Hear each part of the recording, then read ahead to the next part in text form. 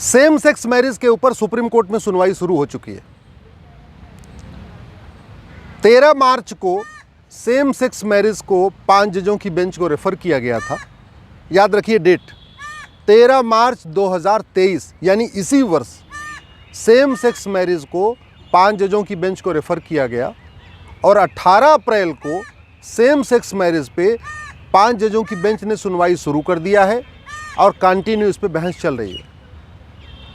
दूसरी तरफ 26 मार्च 2018 यानी अब से 5 साल पहले एक मैटर 5 जजों को रेफ़र हुआ था, जिसमें आज तक 5 जजों की बेंच नहीं बनी, सुनवाई शुरू नहीं हुई, फैसला अभी तक नहीं आया। 26 मार्च 2018 को मेरी PIL है, उसमें और भी कई सारी महिलाएं भी उसमें हैं, पिटिशनर हैं। हमने जो 4 शादी का सिस्टम है जिसको पॉलीगैमी कहते हैं उसको चैलेंज किया था और ये मैटर, पॉलीगैमी का मैटर, बहुविवाह का जो मामला है, ये 26 मार्च 2018 को 5 जजों को रेफ़र हुआ था, आज तक बेंच नहीं बनी। उसी में हलाला का मैटर है, निकाह मुताह जो कॉन्ट्रैक्ट मैरिज होती है 1 हफ्ते 2 हफ्ते के लिए, वो इशू है।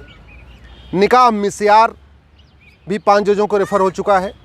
और जो पूरे देश में शरिया कोर्ट बनी हुई है, जो नॉर्मल कोर्ट होती है, आपकी तहसीलदार की कोर्ट होती है, SDM की कोर्ट होती है और डिस्ट्रिक्ट कोर्ट होती है, इसके पैरेलल में पूरे भारत में दारुल कज़ा बना हुआ है। दारुल कज़ा का मतलब शरिया कोर्ट, जहाँ पे मुकदमों का फैसला इस्लामिक तरीके से होता है। हर थाने तहसील में, ज़िले में दारुल कज़ा बन चुका है, शरिया कोर्ट बन चुकी है। तो हमने पॉलीगैमी यानी 4 शादी, निकाह हलाला, निकाह मुताह, निकाह मिस्यार और दारुल कज़ा, शरिया कोर्ट को, इसको चैलेंज किया था। 26 मार्च 2018 को 5 जजों की बेंच को रेफ़र भी हो गया था, लेकिन आज तक सुनवाई नहीं शुरू हुई। जबकि 13 मार्च 2023 को सेम सेक्स मैरिज 5 जजों की बेंच को गया और सुनवाई शुरू हो चुकी है, जल्दी फैसला भी आ जाएगा। इसी तरीके तलाक़े हसन का मामला सेम सेक्स मैरिज से पहले सुप्रीम कोर्ट आ गया था। तलाक़े एहसन का मामला सेम सेक्स मैरिज से पहले सुप्रीम कोर्ट आ गया था।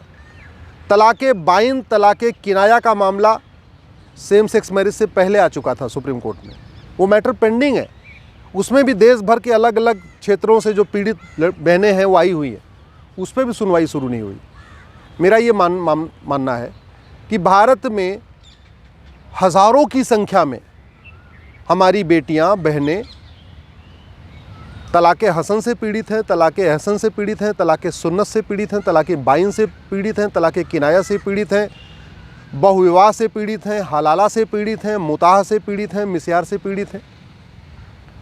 हज़ारों परिवार शरिया कोर्ट के फ़ैसले से परेशान हैं, जो इस्लामिक तरीके से उसका फ़ैसला किया गया। तो सुनवाई पहले किस पे होनी चाहिए थी? जहाँ हज़ारों लोग, लाखों लोग पीड़ित हैं, उस मामले पहले सुनवाई होनी चाहिए, या सेम सेक्स मैरिज जिस पे गिने चुने 4-6 लोग, वो भी बड़े मेट्रो सिटीज़ के एलिट क्लास के लोग जो होते हैं वही हैं। बाकी गांव देहात में सेम सेक्स मैरिज कोई जानता भी नहीं है, बल्कि सेम सेक्स मैरिज का बड़ा मजाक उड़ाया जाता है। किसी गांव, छोटे कस्बे में, देहात में चर्चा करिए, दिल्ली के बाहर चर्चा करिए तो लोग बड़ा इसका मजाक भी उड़ाते हैं। लेकिन सुनवाई चल रही है।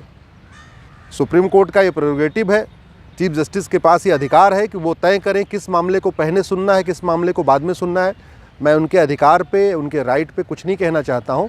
मैं केवल फैक्ट रख रहा हूँ कि ऐसे बहुत सारे मामले और संविधान पीठ के मामले जिसमें 5 जजों की बेंच बनना है या 7 जजों की बेंच बनना है, और एक मामला तो ऐसा इसमें 9 जजों की बेंच बनना है, ऐसे मामले बहुत सारे सुप्रीम कोर्ट में पेंडिंग है। इलेक्शन रिफॉर्म के भी एक मुद्दा है जो 5 जजों की बेंच को है। पुलिस रिफॉर्म का मुद्दा बहुत पहले से चल रहा है। जुडिशल रिफॉर्म के बहुत सारे मुद्दे हैं और भी बड़े इंपॉर्टेंट इश्यूज़ हैं जो उन पे संविधान पीठ का गठन होना है, उनका नहीं हुआ। एक बात और, इस सेम सेक्स मैरिज में अमेरिका की कोर्ट का जजमेंट का हवाला दिया जा रहा है, ब्रिटेन की कोर्ट के जजमेंट का हवाला दिया जा रहा है, कनाडा की कोर्ट का जजमेंट का हवाला दिया जा रहा है। अरे भैया, ये भारत है और ये संविधान जो बना है ये भारतीयों के लिए बना है, भारतीय संस्कृति के लिए बना है, भारतीय परंपरा, भारतीय ज्ञान विज्ञान, भारतीय चिंतन के लिए बना हुआ है।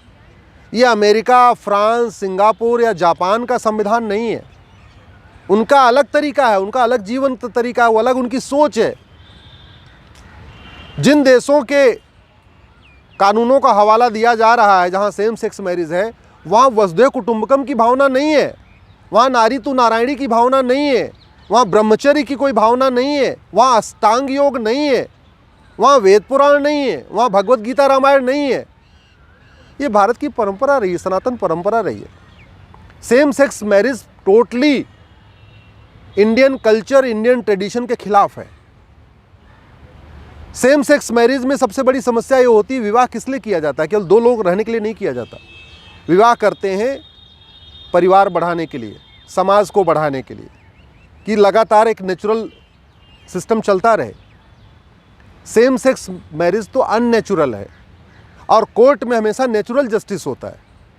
तो अननेचुरल चीज़ को नेचुरल जस्टिस कर देना, अननेचुरल चीज़ को जस्टिफाई कर देना, मेरे हिसाब से ये भारतीय परंपरा, भारतीय संस्कृति के खिलाफ है।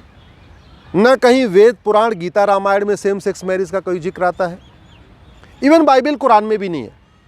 इसलिए ये पहला ऐसा मामला है जिसमें जमीयत उलमा हिंद और पर्सनल लॉ बोर्ड भी आया हुआ है। वो लोग भी इसका सेम सेक्स मैरिज का विरोध कर रहे हैं। कुछ क्रिश्चियन ऑर्गेनाइजेशन आए, वो भी इसका विरोध कर रहे हैं। लेकिन सुप्रीम कोर्ट सुन रहा है। सुप्रीम कोर्ट देश की सबसे बड़ी कोर्ट है और उसको अधिकार है, वो जो उसका फैसला होगा वो सर माथे पे। जो सुप्रीम कोर्ट का फैसला आया सबको मानना पड़ेगा, देश की सर्वोच्च अदालत है।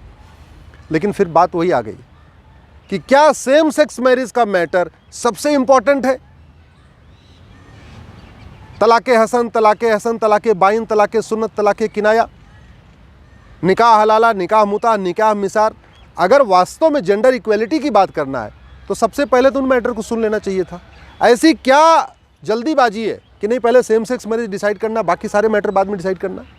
सेम सेक्स मैरिज पिछले एक साल पहले कोर्ट में आया है, 1 महीने पहले 5 जजों की रेफर हुआ है। यहाँ तो ऐसे मामले भी हैं जो 8 साल से 10 साल से 5 जजों की बेंच को रेफर हो चुके हैं। और उदाहरण मैंने दिया, हमारा जो पॉलीगैमी वाला मैटर, हलाला मुता मिसार वाला मैटर, वो खुद ही 5 साल से सुप्रीम कोर्ट में रेफर हो चुका है 5 जजों की बेंच को। मेरा ये मानना है कि ये संविधान भारत का है, अमेरिका ब्रिटेन का नहीं है। इस संवैधानिक दायित्व है, जो लोग संविधान की शपथ लेते हैं, चाहे वो सुप्रीम कोर्ट के जज हों, हाई कोर्ट के जज हों, सांसद हों, विधायक हों, मंत्री हों, मुख्यमंत्री हों, प्रधानमंत्री हों, जो लोग सुप्रीम कोर्ट की जज, जो लोग संविधान की शपथ लेते हैं, उनको भारतीय संस्कृति के अनुसार निर्णय लेना चाहिए, विदेशी संस्कृति के अनुसार नहीं। सेम सेक्स मैरिज होने के बाद अगर बच्चा गोद लेंगे, मान लीजिए बेटी गोद ले लिया, हमारे देश में कन्यादान का विधान है, कन्यादान माता और पिता करते हैं। अब पता चला गोद लेने वाले दो महिलाएं एक साथ में रह रही हैं और उन्होंने एक बच्ची को गोद ले लिया, उस बच्ची से रिश्ता कौन करेगा?